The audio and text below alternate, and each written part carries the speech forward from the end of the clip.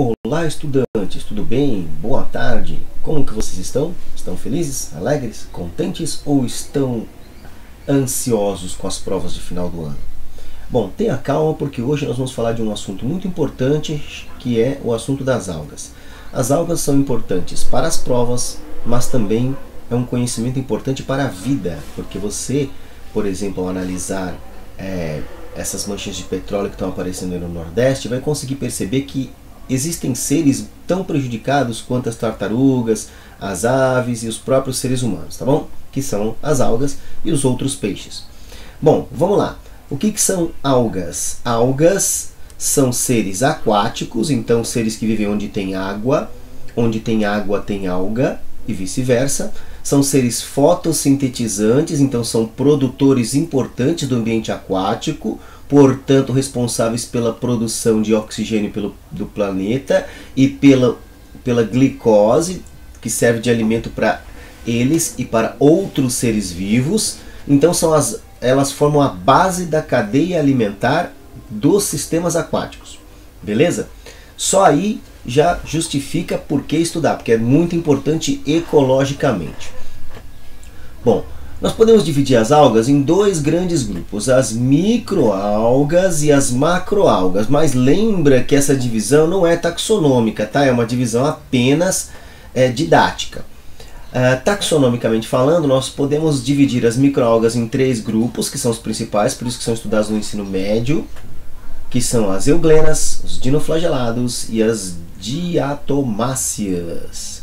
As microalgas, como o nome mesmo já diz, são microscópicas, unicelulares, vivem flutuando no oceano e por isso elas compõem o que a gente chama de fitoplâncton. Quando eu falo de fitoplâncton, estou falando de todos os seres vivos que flutuam no oceano e que fazem fotossíntese. As euglenas são verdinhas. Por quê? Porque elas têm pigmentos, clorofila A, clorofila B.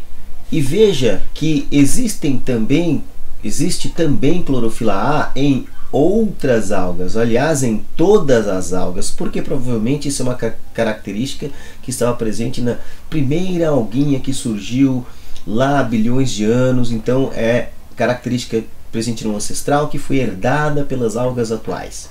Beleza? Depois nós vamos ter um vídeo aí para falar sobre diversidade da vida e vou mostrar para vocês a árvore da vida, vocês vão ver como é interessante. Clica aí no link e já vai para esse vídeo. Bom, existem cerca de 1000 espécies de euglenas. E uma especificidade das euglenas, tá vendo? É que elas têm a parede celular feita de proteínas. O que está em cinza aí, com as letrinhas escuras, letrinhas pretas, é parede celular. Então a parede celular das euglenas é de proteína, por isso que elas conseguem se movimentar. As euglenas também têm dois flagelos, um grande e um pequeno, dentro de uma estrutura chamada saco flagelar, tá? E tem muitos cloroplastos, mas elas podem perder esses cloroplastos no escuro para poder fazer, e quando não tem luz, né, tá no escuro, e aí elas não vão fazer fotossíntese. O que elas fazem para se alimentar? Comem outros protistas, bactérias, outros seres vivos, e elas são heterotróficas. Então é o único organismo flex power do planeta. Pode ser heterotrófico ou autotrófico, beleza? Beleza. Dinoflagelados, parece um peãozinho, tá vendo? Por que parece um peãozinho? Porque eles ficam nos oceanos batendo seus flagelos. Eles têm dois flagelos também, em posição perpendicular. E aí o que acontece é que esses flagelos ficam batendo e eles ficam rodopiando, então eles se movimentam rodopiando. Um flagelo bate e empurra ele para frente, o outro flagelo bate transversalmente, aqui assim, tá vendo? E aí vai rodopiando, o organismo vai rodopiando no mar, parece um peãozinho, tá bom? Podem ter uma superpopulação de algas e criar a maré vermelha, como está aqui, Isso é uma maré vermelha. O que é isso? O mar fica tingido de vermelho. E isso, por incrível que pareça, não é menstruação de baleia, não é ninguém que está sangrando, não é tinta que jogaram no mar, isso é uma maré vermelha. É uma superpopulação de algas por conta de alguém ter jogado muito nitrogênio, fósforo e potássio no mar. Então elas encontram as condições ideais, juntando isso com um dia quente, ensolarado, e elas se reproduzem bastante. Você reparou que todas as algas também têm beta-caroteno? Todas têm beta-caroteno, que é vitamina A. Então comer alga faz bem para os olhos, não é só cenoura, tá? Por isso que muitas algas são usadas na alimentação. Bom, veja que existe um tipo de clorofila, a B, que está presente em algumas algas, como as algas verdes e as euglenas, mas não está presente nas outras. Os dinoflagelados têm clorofila C, as diatomáceas também, as algas pardas têm clorofila C e as algas vermelhas têm clorofila D. Então tem uma diferença no tipo de clorofila. Então tem a clorofila e os pigmentos, eles são de importância taxonômica para as algas, tá bom? Diatomáceas são muito importantes economicamente, ó. A carapaça delas parece um vidro, parece uma placa de Petri. São as que têm maior diversidade dentro do fitoplâncton. E elas possuem um pigmento específico chamado de fucoxantina, que também está presente nas algas pardas. A reserva delas é feita de crisolaminarina e óleo. A reserva dos dinoflagelados é de amido e óleo, e as euglenas só têm amido. Por ter óleo, lipídios, dinoflagelados e diatomáceas são fortes candidatos à produção de biodiesel. É isso mesmo. E por isso tem muita gente estudando essas algas para produção desse biodiesel. Por quê? Porque elas crescem muito rápido. Basta ter sol, CO2 e nutrientes e elas crescem bastante. E aí, como elas têm óleo, você consegue extrair. A carapaça das diatomáceas é feita de sílica e forma também uma coisa chamada diatomito, um tipo de pedra, né? Um tipo de rocha sedimentar, diatomito, que ele é utilizado para fazer filtros e abrasivos, lixas, né? E também está presente na pasta de dente. Aquela areiazinha que tem na pasta de dente, que você sente ela quando está escovando os dentes, é de diatomito.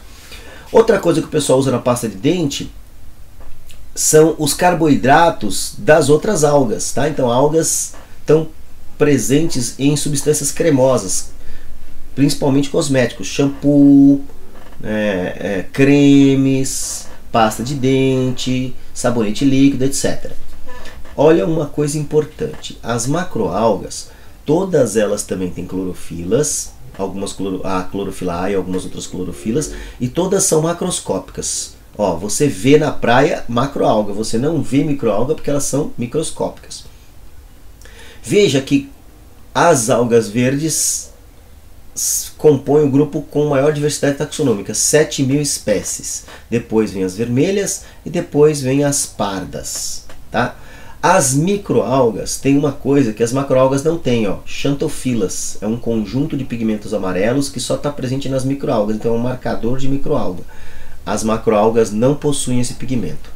Veja que a parede das algas verdes é de celulose, a parede das algas vermelhas é de celulose agar e carragenana, a parede das algas pardas é de celulose também. Tá? E o material de reserva é amido nas algas verdes, assim como as plantas terrestres, é amido das florídeas, um amido um pouco diferente nas vermelhas, e é laminarina e manitol nas algas pardas. Essa alga aqui é a padina, muito encontrada no nosso litoral, mas também tem o sargassum, que é uma alga parda muito conhecida do brasileiro, do público, né, caiçara, que mora nas praias aí. Essa aqui é uma alga vermelha, a gracilária. Ela tem celulose agar e carragenana. O agar e a carragenana são substâncias muito importantes para produzir cosméticos cremosos e também para dar firmeza nos produtos como gelatinas, certo? As algas verdes, vermelhas e pardas são importantes economicamente porque elas servem para alimentação, tá? Principalmente China, Japão, Oriente, eles usam muito na alimentação. A alga vermelha tem uma chamada nori, que a gente utiliza no sushi. Então ela também é muito conhecida, certo? Olha aqui que interessante. As algas vermelhas têm um pigmento chamado ficoeritrina, que é característico delas, tá? Então se tiver ficoeritrina é alga vermelha. E as algas pardas têm um pigmento chamado fucoxantina. Então se for multicelular, tiver fucoxantina, laminarina, manitol e celulose, é alga parda. Se tiver amido das florídeas, celulose, agar e carragenana e ficoeritrina, alga vermelha. E as verdes, elas são muito parecidas com as plantas terrestres. Por quê? Porque elas têm importância evolutiva. É uma alga verde ancestral que deu origem às plantas terrestres. Então delas derivaram essas algas. Essa aqui é a chamada alface do mar, também conhecida como uva. Ó, não é uva, é uva, com U-L-V-A. popular alface do mar, tá bom? Quando você for na praia agora, presta atenção nessas algas e você vai ver uma coisa interessante. Olha para esse slide aqui, essa imagem aqui, tá vendo? Aqui é o lixo que você joga no rio ou na rua que vai parar no mar. Esse lixo forma uma barreira à entrada de luz. E como a luz não entra, as algas, macroalgas que estão lá no fundo, elas não vão conseguir fazer fotossíntese. E aí elas não vão conseguir crescer. E se as algas não crescem, elas não servem de alimentos para animais. Ó. Na gracilária, na padina, na uva, tem um monte de animais aqui, ó, principalmente larvas de crustáceos, moluscos, peixinhos e outros organismos. Então, se elas não crescerem por conta da luz não estar entrando nessa barreira de poluição, aqui é plástico, mas poderia ser também petróleo, viu? Inclusive esse petróleo no Nordeste deve estar causando um grande problema ecológico lá sob o mar, que a gente não está nem vendo, a gente só vê a ponta do iceberg. Tartarugas e aves, todas meladinhas de óleo, que intoxicadas, mas deve ter muito peixe morto lá no mar do Nordeste nesse momento.